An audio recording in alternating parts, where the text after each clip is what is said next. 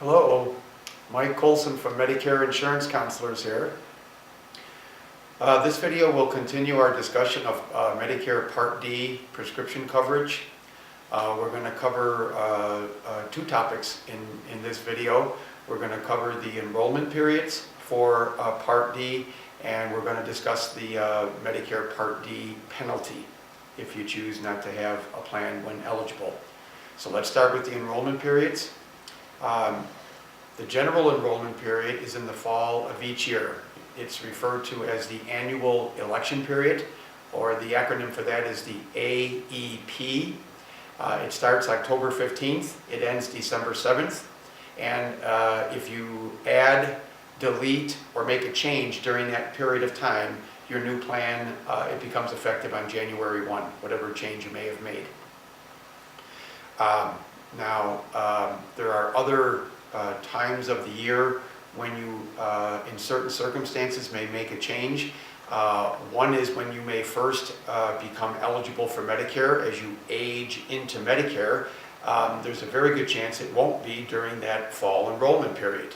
If your 65th birthday or the start of your Part B is some other month other than in the fall, Medicare allows you to purchase a plan in that other time period. It's called an initial coverage period. Initial meaning you're just becoming eligible for Medicare or you're just starting your Part B of Medicare. And so it may be the month of April or May or June or just whenever other than the fall enrollment period. And you get to choose a plan during that initial coverage period. The other thing we're going to cover here in this little video, in this short video, is what is called a special election period. There's a few situations when you may get a special election period, also called an SEP for short. If you were to move in the middle of the year, let's just say it's July and you move from one state to another, what's going to happen is very likely the plan that you may currently have is either going to be a different plan in that state. It may have a different premium, it may be entirely different, or it may not be available at all. So the plan that you have, once they learn of your new residence, the Medicare law says that they must disenroll you on the first day of the next month. So you would get, in that situation, a special election period to go ahead and choose a new plan based on your new residence, even if it's in the middle of the year and not in the normal fall enrollment period. Now there's a few other times when you may get a special election period. I'm not going to go into it because they seldom come up, and it's just simply not a big deal.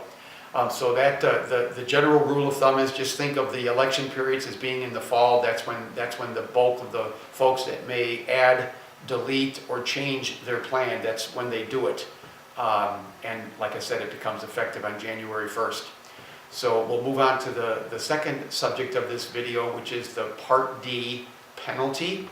If at some point in time you may be eligible for a Medicare Part D prescription plan, and you choose not to have one, and you don't have any other creditable prescription coverage from, say, an employer, a current employer, or maybe as a retiree, you may be eligible for group health insurance, which would include prescription coverage.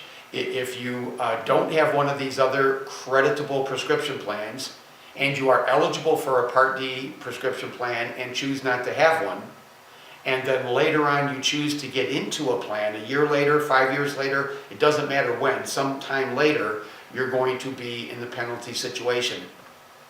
The penalty is calculated. Here's the rough formula for determining your penalty.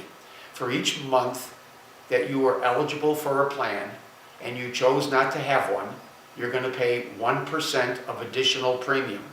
So just a quick example, if you were out of a plan and then get back into a plan after 3 years, 3 years represents 36 months. You'll pay a 36% penalty. If you were out for 5 years, that's 60 months, you'll pay a 60% penalty.